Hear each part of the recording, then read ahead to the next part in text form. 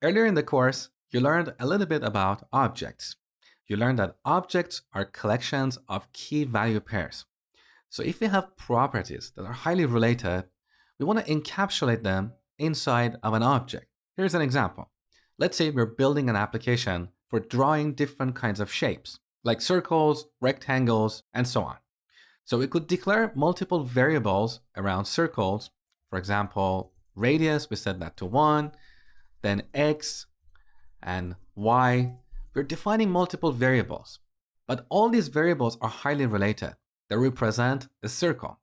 A better approach is to put these variables inside of an object. Now we can send that object anywhere in our program. We can pass that to any functions, and all these variables will be available in that object. So I'm going to define an object. We could use let or const. In this case, it doesn't really matter.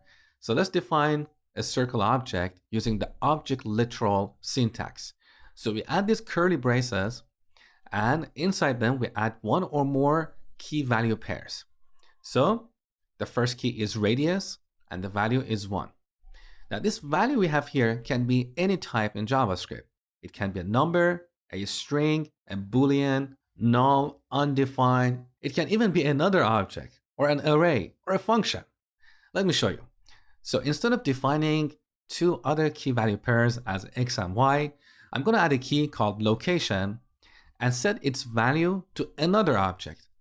Now in this object we can have two key value pairs or properties. The first one is x and the second one is y. We can also have another property here like is visible and set that to a boolean, true or false. Okay? So the purpose of an object is to group related variables. But it's not just grouping related variables. Quite often we have functions that should operate on these variables. For example, we can have a function like draw for drawing a circle, or we could have another function for moving a circle, right? So again, these functions are highly related to these variables we have defined here.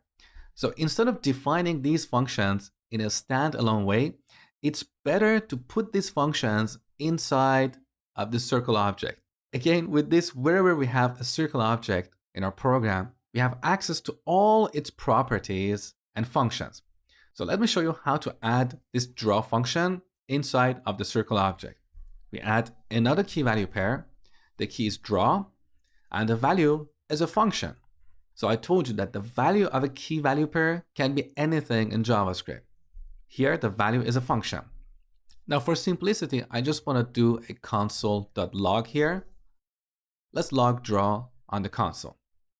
So now with this circle object, we no longer need these independent variables and functions. All of these are now part of a circle object. So we can access them using the dot notation, circle dot. Look, all of them are here. We can simply call this draw function like this. And if I save the changes, you see the draw message here. Now, what you see here is what we refer to as object-oriented style of programming. So object-oriented programming, also abbreviated as OOP. Object-oriented programming is basically a style of programming where we see a program as a collection of objects that talk to each other to perform some functionality. So here we have a circle object, and this object has a few properties and a function. In object-oriented programming terms, if a function is part of an object, we call that function a method. So here, more accurately, instead of saying we're calling the draw function of the circle object, we say we're calling the draw method of the circle object. Okay, so draw method. So that's the difference between a function and a method. If a function is part of an object, in object-oriented programming terms, we refer to that function as a method.